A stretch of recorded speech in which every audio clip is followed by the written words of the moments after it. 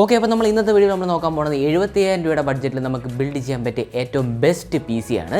അപ്പോൾ ഈ ഒരു പി സിക്കകത്ത് നമുക്ക് 1080p സ്ട്രീമിങ്ങും ചെയ്യാൻ പറ്റും. അതുപോലെ തന്നെ നമുക്ക് 4K എഡിറ്റിംഗ് ചെയ്യണമെങ്കിൽ വളരെ സ്മൂത്തായിട്ട് ചെയ്യാൻ പറ്റിയ ഒരു മിഡ് ലെവൽ ബഡ്ജറ്റ് പി സിയാണ് നമ്മൾ ഇന്നത്തെ വീഡിയോയിൽ നോക്കാൻ പോകുന്നത്. അതുപോലെ തന്നെ ഞാൻ ഈ ഒരു പി സി ബിൽഡിൻ്റെ പാർട്സ് പറയുന്ന വെബ്സൈറ്റ് ലിങ്കുകൾ സ്കാം ഒന്നുമില്ല, വളരെ ജെന്യൂൻ ആയിട്ടുള്ള വെബ്സൈറ്റ്സ് തന്നെയാണ്. അതായത് നമ്മൾ ഇന്ത്യയിലെ ഏറ്റവും വലിയ ഹോൾസെയിൽ ഡീലേഴ്സായ MD കമ്പ്യൂട്ടേഴ്സിൻ്റെയും പ്രൈം ABGBയുടെ വെബ്സൈറ്റാണ് ഞാൻ യൂസ് ചെയ്യുന്നത്. അപ്പോൾ അതുപോലെ തന്നെ നമ്മളെ കേരളത്തിലുള്ള ചില ഷോപ്പുകളുടെ വെബ്സൈറ്റും ഞാൻ ഇതിൽ ഇൻക്ലൂഡ് ചെയ്തിട്ടുണ്ട്.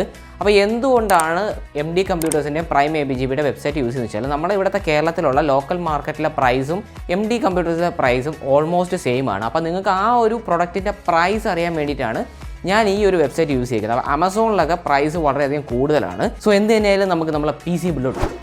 സോ ആദ്യം തന്നെ നമ്മളിവിടെ യൂസ് ചെയ്യാൻ പോകുന്ന പ്രൊസസ്സർ എന്ന് പറയുന്നത് AMDയുടെ Ryzen 5000 സീരീസിൻ്റെ 5600X എന്ന് പറയുന്ന ഒരു പ്രൊസസ്സറാണ്. നമുക്കിതിനകത്ത് 6 കോറും 12 ത്രെഡുമാണ് വരുന്നത്. ഈ ഒരു പ്രൊസസ്സറിൻ്റെ ബേസ് ക്ലോക്ക് വരുന്നത് 3.7 GHz, ടെർബോ വരുന്നത് 4.60 GHz ആണ്. അപ്പോൾ ഈ ഒരു പ്രൊസസ്സറിനകത്ത് നമുക്ക് ഇൻബിൽഡ് ഗ്രാഫിക്സ് ഒന്നും വരുന്നില്ല. ഒരു 4K എഡിറ്റിങ്ങിനൊക്കെ പറ്റിയ ഒരു പ്രൊസസ്സർ തന്നെയാണ് 5600X എന്ന് പറയുന്ന ഒരു പ്രൊസസ്സർ. അതായത് നമുക്ക് അത്യാവശ്യം മൾട്ടി ത്രെഡിങ് ആയിട്ടുള്ള ഒരു പ്രൊസസ്സറാണ് 5600X എന്ന് പറയുന്നത്. അത് നമുക്ക് 1080p സ്ട്രീമിംഗ് ഒക്കെ ചെയ്യണമെങ്കിലും വളരെയധികം സ്റ്റേബിളായിട്ട് ചെയ്യുന്ന ഒരു പവർഫുൾ ആയ ഒരു പ്രൊസസ്സർ തന്നെയാണ്. സോ നമുക്കിവിടെ ഗ്രാഫിക്സിന് നമ്മളിവിടെ യൂസ് ചെയ്തേക്കുന്നത് NVIDIAയുടെ GTX 1650 DDR5 അല്ലെങ്കിൽ DDR6 ഗ്രാഫിക്സ് കാർഡ് നമുക്ക് യൂസ് ചെയ്യാവുന്നതാണ്. കാര്യം ഇപ്പോഴത്തെ മാർക്കറ്റിൽ ഗ്രാഫിക്സ് കാർഡൊക്കെ വളരെയധികം ഷോർട്ടേജ് ആണ്. അപ്പോൾ നമുക്ക് DDR5 ആയിരിക്കും ചിലപ്പോൾ കിട്ടുന്നത്, അല്ലെങ്കിൽ ചിലപ്പോൾ DDR6 ആയിരിക്കും. DDR5ഉം 6ഉം തമ്മിൽ വലിയ ഡിഫറൻസ് ഒന്നുമില്ല, 1650ൽ ചെറിയ ഡിഫറൻസേ വരുന്നുള്ളൂ. അപ്പോൾ എന്ത് തന്നെയായാലും നമുക്ക് 1650 മാത്രമേ ഈ ഒരു 75K ബഡ്ജറ്റിൽ ഇൻക്ലൂഡ് ചെയ്യാൻ പറ്റത്തുള്ളൂ. ഇതൊരു 4GB ഗ്രാഫിക്സ് കാർഡാണ്. നമുക്ക് അത്യാവശ്യം ഒരു 1080p സ്ട്രീമിംഗ് ഒക്കെ ചെയ്യാൻ പറ്റിയ ഒരു ഗ്രാഫിക്സ് കാർഡ് തന്നെയാണ്. അതായത് നമ്മൾ GTA 5 അല്ലെങ്കിൽ നമുക്ക് കോൾ ഓഫ് ഡ്യൂട്ടി വാർസോൺ പോലുള്ള ഹെവി ഗെയിംസൊക്കെ നമുക്ക് വളരെ സ്മൂത്തായിട്ട് ഈ ഒരു ഗ്രാഫിക്സ് കാർഡിനകത്ത് നമുക്ക് സ്ട്രീം ചെയ്യാനും അതുപോലെ തന്നെ നമുക്ക് ഗെയിം കളിക്കാനും വീഡിയോസൊക്കെ 4K റെൻഡർ ചെയ്യാനും ഈ ഒരു ഗ്രാഫിക്സ് കാർഡ് നമുക്ക് അത്യാവശ്യം യൂസ്ഫുൾ ആവുന്നതാണ്. സോ അടുത്ത നമ്മളോട് മദർ ബോർഡ് യൂസ് ചെയ്യുന്ന MSIയുടെ B550M Pro VDH Wi-Fi mother ബോർഡാണ്.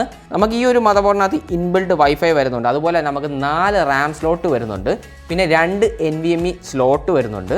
അപ്പോൾ അത്യാവശ്യം ഈ ഒരു ബഡ്ജറ്റിൽ കിട്ടാവുന്ന ഏറ്റവും ബെസ്റ്റ് MSIയുടെ മദർ ബോർഡാണ്. അതായത് Wi-Fi ഇൻക്ലൂഡഡ് ആയിട്ട് ഒരു 11,000 ആ ഒരു റേഞ്ചിലൊക്കെ മേടിക്കാൻ പറ്റിയ ഒരു മദർ ബോർഡ് തന്നെയാണിത്.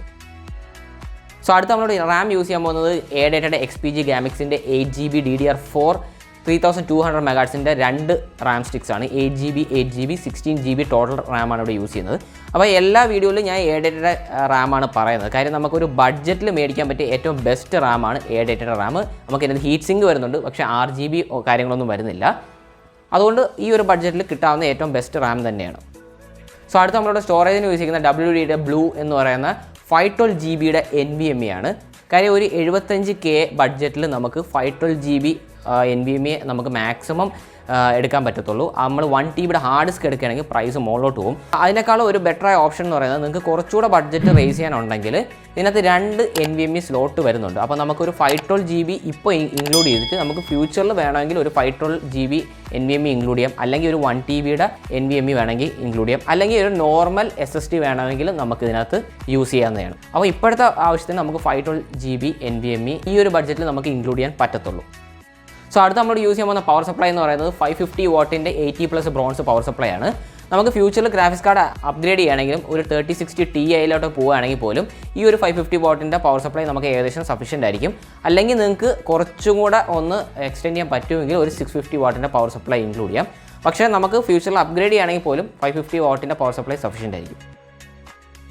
സോ അടുത്ത ഈ ഒരു PC ബിൽഡിലെ ഏറ്റവും ലാസ്റ്റ് കാര്യം എന്ന് പറഞ്ഞാൽ PC കേസാണ്. അപ്പോൾ നിങ്ങൾക്ക് അത്യാവശ്യം ഒരു എയർ ഫ്ലോ ഉള്ള ഒരു കേസ് എടുക്കാൻ പറ്റുമെങ്കിൽ വളരെ നല്ലൊരു കാര്യം നമുക്കൊരു 3000 അല്ലെങ്കിൽ ഒരു 2700 ആ ഒരു പ്രൈസ് റേഞ്ചിൽ നമുക്ക് അത്യാവശ്യം എയർ ഫ്ലോ ഒരു 3 ഫാൻസ് ഫ്രണ്ടിൽ ഇൻക്ലൂഡ് ചെയ്യും. അതുപോലെ തന്നെ ഒരു റെയർ ഫാനും ലിക്വിഡ് കൂളറൊക്കെ ഇൻസ്റ്റാൾ ചെയ്യാൻ പറ്റിയ ഒരു കേസ് നിങ്ങൾക്ക് ഒരു 3000 ആ ഒരു റേഞ്ചിൽ കിട്ടുന്നതായിരിക്കും. അപ്പോൾ കേസ് എന്ന് പറയുന്നത് നിങ്ങളുടെ ഒരു ബഡ്ജറ്റിൽ നിങ്ങൾക്ക് ഇൻക്ലൂഡ് ചെയ്യാൻ പറ്റുന്നത്, അതായത് ഒരു 75Kയിൽ നിങ്ങൾക്ക് ഇൻക്ലൂഡ് ചെയ്യാൻ പറ്റുന്ന ഒരു ഇഷ്ടപ്പെട്ട ഒരു കേസ് ചൂസ് ചെയ്യുന്നതായിരിക്കും ഏറ്റവും ബെസ്റ്റ് ഓപ്ഷൻ. സോ ഈ ഒരു വീഡിയോ നിങ്ങൾക്ക് ഉപകാരപ്പെട്ടെന്ന് തോന്നാൻ തീർച്ചയായിട്ടും ലൈക്ക് അടിക്കുക. അതുപോലെ തന്നെ ചാനൽ സബ്സ്ക്രൈബ് ചെയ്തിട്ടുണ്ടെങ്കിൽ തീർച്ചയായിട്ടും ചാനൽ സബ്സ്ക്രൈബ് ചെയ്യുക. സോ അടുത്തൊരു video കാണുന്നതായിരിക്കും.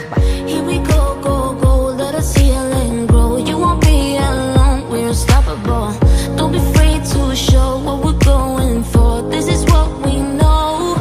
Here we come back to life, we're still breathing, standing up everybody.